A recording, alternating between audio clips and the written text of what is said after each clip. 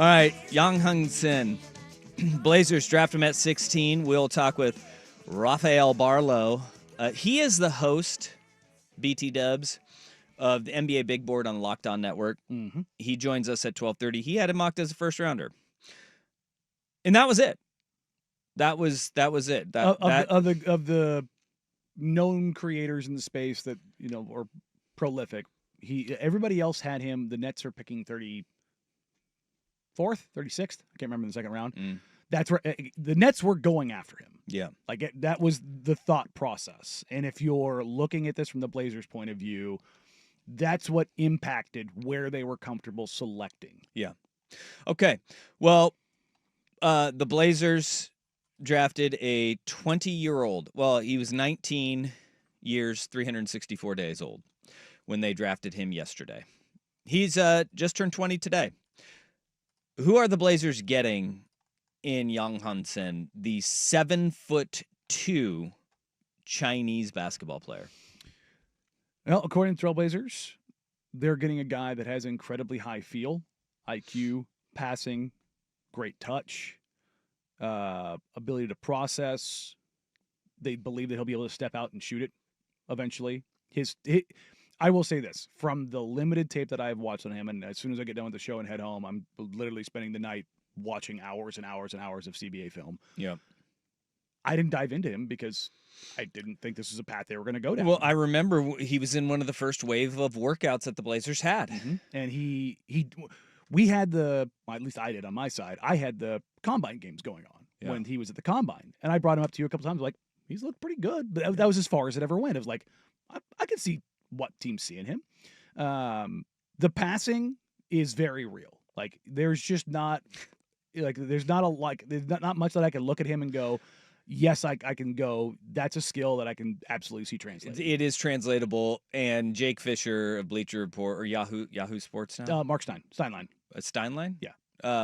I saw Jake Fisher tweeted it. No, he's with Steinlein. Steinlein. Yeah. He tweeted out yesterday. He was texting with a Nuggets executive who said he's Chinese Jokic. That did Joe Cronin zero favors whatsoever, and to the point where Cronin had to address it last night. Yeah. I mean, it's nobody's Jokic. That's a tough one. That's a big shoes to fill. But as far as his ability to pass the ball, there's not too many his size that can do it like he does. It was, watching his highlights, and granted, they are highlights from the CBA, Chinese Basketball Association. That dude can pass the ball, and he's got that sixth sense where he can feel where his teammates are, and that's when you talk about basketball IQ, something that people rave about. He does have. He is, and it's really hard. He's 7'2". And he's 250 pounds. He's big frame. Nothing is fluid when you are that big.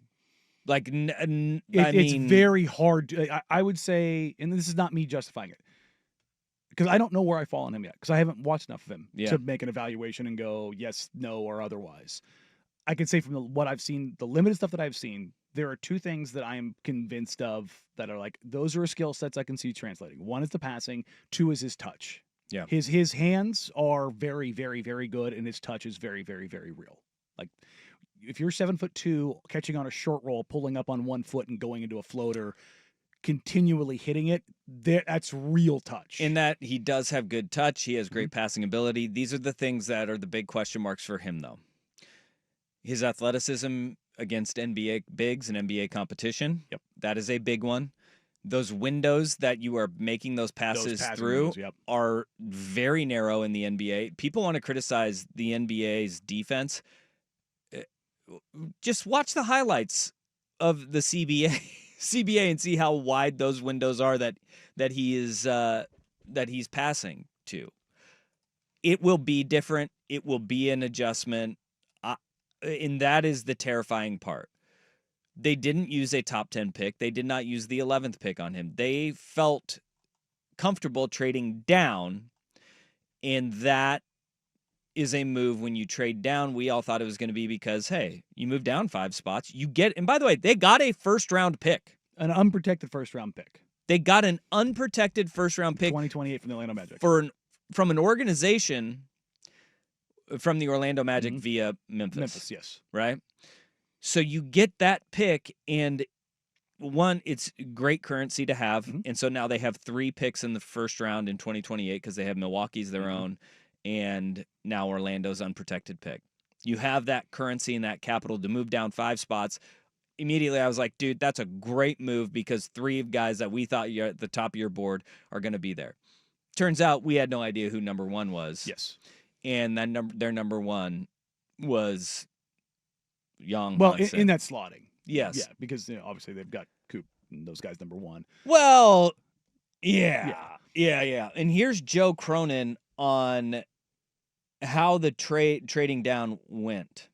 The question is always how far can you move back and still have a realistic chance of getting him, and how viable is it that you can move back into that range that makes sense. So a lot of these trades that happen, during the draft, they're often on the clock. The team, you'll have a lot of things set up as far as what are the terms that we're looking at, what is this team willing to give in order to move up, and you try to stack all those together and make decisions based on, okay, who's still viable now that they've seen what just happened at pick 10, and they make a decision and move back. And it worked out well for us. We thought we were able to move back 5 spots, pick up some nice assets, and still get our guy. Those things you can't agree with, but they were also worried that if they moved any further back, he wouldn't have been there. Okay, so from the Blazers and then from talking to the people in the league, there was, with where the Nets were at 19 and 22. And interestingly enough, remember I brought up the 5 players that were promised? 2 of them hit last night. Nolan Traore and Drake Powell, who ended up being 19 and 22. They also took Danny Wolf at 27. And again, this is not me saying this is a good pick. This is me going, okay, what's the process and how they went through this? Talking to the Blazers, they were not comfortable moving back any further than they moved back. So a lot of people are like, well, why didn't they go with the Pelicans and take that unprotected 2026 for the 23rd pick? Well, where's 23? After 22. And that 22 pick is the one the Nets have. They were not comfortable moving any further back than they moved back. In fact, them moving back alone to 16 made them nervous.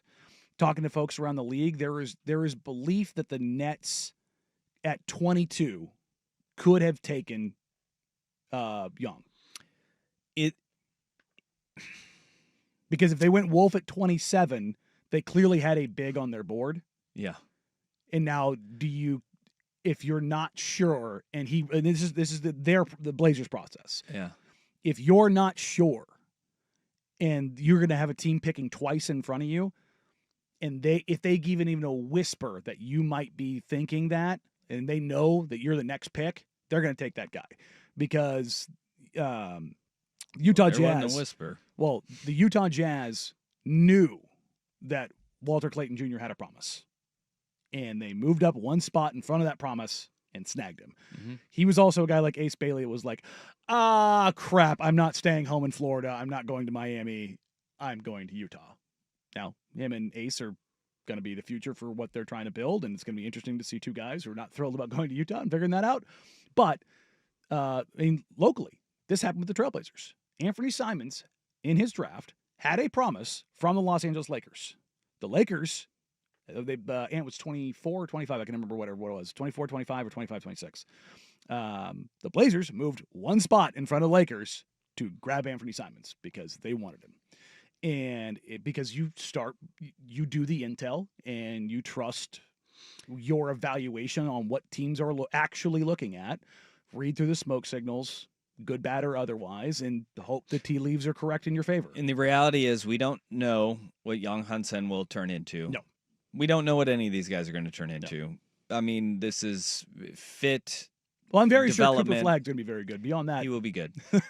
But, I mean, you just don't know. We have a really good idea that Dylan Harper and Carter Bryant are going to be good because of the situation that they went to. They went to a very stable, good organization that has a lot of really damn good pieces around them.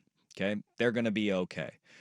You don't have an idea for a large swath of these guys how they're going to turn out. But it does get a little bit concerning when you're sitting there going, oh, who's the other team that fell in love with this guy in the first round? A team that does not draft very well either. Brooklyn. Yeah. But like, they were, you're sitting there and you're like, all right. They took 3 point guards.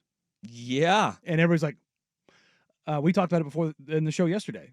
I said, Yegor is a guy I've heard the Nets are targeting. Yeah. Now, I didn't think they were going to do it today. It was ballsy, but that's the path they went down.